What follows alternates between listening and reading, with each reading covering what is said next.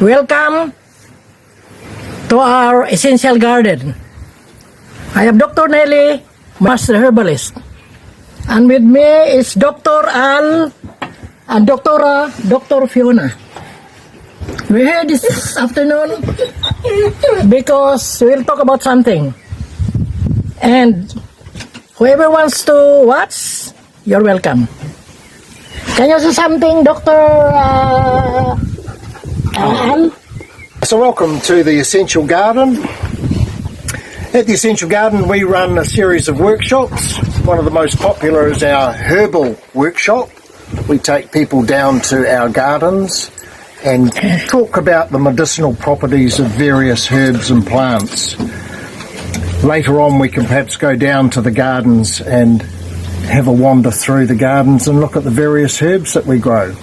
We also make our own moisturising cream, anti-itch cream and insect repellent and room freshener, all made out of natural products, some of which we grow here at the Essential Garden. Start off with rotting logs. You dig a big trench, you put rotting logs down, then you put dry plants, wet plants, dry, wet, dry, and then you fill it up with soil, and it lasts for 20 years. Wow. And there's no digging, and it's got all the nutrients. So the rotten log. So this is a Hugel garden all around here. Wow. So we made it, and then we've just planted on top of it. Dietis? Yep. D-I-A-T-I-E-S? Is that how's it spelled? Like the deity god? D-I-A-T-E-S, dietes. D-I-A-T-E-S. Dietis. So this is the flower head, and they flower all summer. 30 kilos. So we've planted them because they don't grow too big, just basically like ground cover. So they're called agapanthus. So they're from South Africa. This one, South Africa? They grow in dry shade. So they're very tropical looking and lovely colours. Different from Anthurium. And so we've just planted them. This one? Oh yes, now these are, so they're arum lilies. And there's all the green goddess, is this one, it's the green goddess. And Green then goddess? And that one's the arum. That's not Kala Lily? Yeah, but this one's the green goddess, it's got the green through it. Ah, Whereas green that one goddess. there is the pure one. So see how it's slightly different, see that one's completely white. And this is called the green goddess. Yeah, because Because it's got the green coming through. Yeah, that's pure white. And It is used medicinally by the Māori for years and years. It's For what? it's got it's a bit like a aloe vera. You cut it and it's got the sap. Harakiki, remember Harakiki? Harakiki. So it's used for wounds and all sorts of stuff. Yeah? Yeah. Okay, very good. So Kawa. Kawa. So it is the pepper plant. It is, you can use it in cooking. It gives you a peppery taste. If you make it into a tincture, it's very good for the skin. And you can ingest it as well, which is good for indigestion. But it's a very good native plant. We treat it like a weed here. That's the leaf of the buttercup, and this is the flower. But no medicinal value at all. It's just a weed. I'm showing to you right now what we call digitalis, foxglove in English. And this is one of the best for the heart, weak heart, palpitation, and all of those. So take note of the plant, have a look. It only grows in mid-spring or early spring. and so it makes a lather, so you can use it on soap. And this It's a very attractive flower. and this is called pyrethrin, which you use, to get rid of bugs and insects and stuff. It's a yellow daisy, and you can use that to, it's like a repellent, insect repellent. Do you have to? Yeah, you have flush to. it and then make- Yeah, but it's just coming out. It's got a little white daisy on it when it comes through, but you can smell it. It smells quite strong. Use that, and that's using for calming. You know about valerian, wouldn't you? Valerian.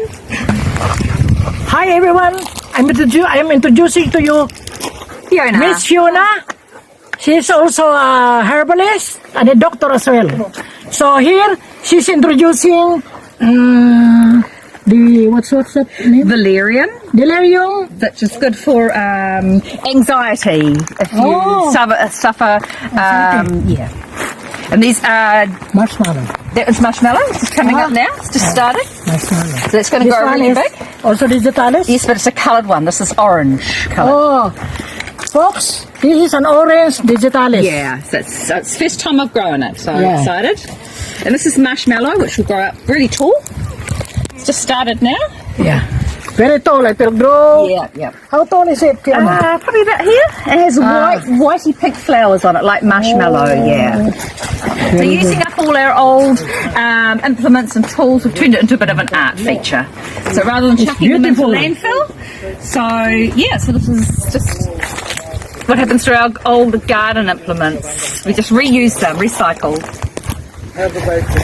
Bay leaves, bay trees. Bay leaves. Yep. And that's all rosemary. It's just finished flowering, but it was covered in bees.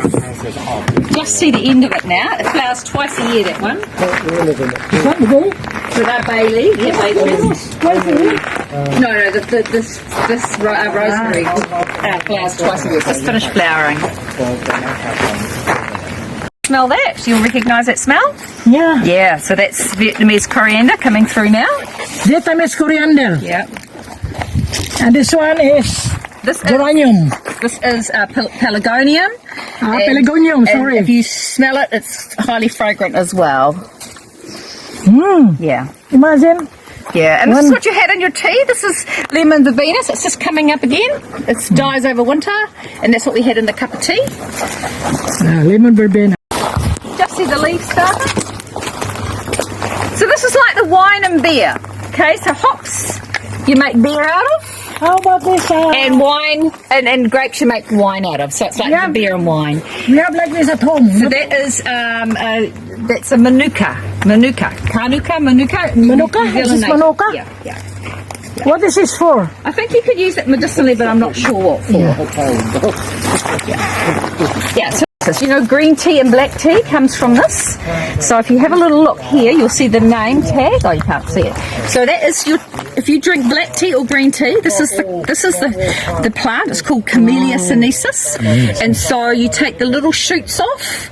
And for black tea, they put them through a process, and it's like they kiln dry them, you know, and then you can have them as black tea. And green tea, less processing. So, yeah, all your tea that you drink, this is where it comes from, Camellia sinensis. You just pick some from this tree, and you will have a free black and green tea. If you come over here, you can see the label. I think, over here is the label. You can probably read it. Here we go. So see there? That's the name of it. Camellia. It's all coming out now, If you look right? up close, you can see the name of it there. Camellia sinensis. So that's the name of Camellia it. sinensis. Yeah, it gets eaten by the possums, so we have to put it in a cage. And this has just come out today, which is a Thai silk Wow, try silk, huh? Thai silk poppy. Isn't it beautiful? It's Peppermint pelargonium. and you have a smell of this. It's absolutely gorgeous. You smell that? It's very, very strong. Very strong. Very strong. Wow. It's lovely, and it feels fluffy, doesn't it? Yeah. So we've just grown it as a ground cover, but it's quite strong smell. Bay leaves, so. Too strong in a tea. It's too overpowering. Yeah, you can't. For This is beer. hops, yeah, and this is grapes. These are grapes. Grapes. It's called pink Iona. So wine and beer here. Wine and beer, huh? Yeah. So this is the beer, and the wine's on that side. And these are all digitalis. Yeah, we let them grow. Pyrethrum. Whatever. Yeah. Okay. How do you spell pyrethrum? Pythrum.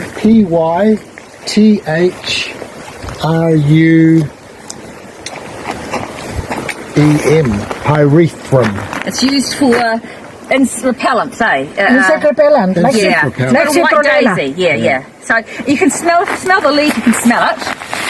Quite a strong smell, but it hasn't come out yet. It's I gather those below only. so it's.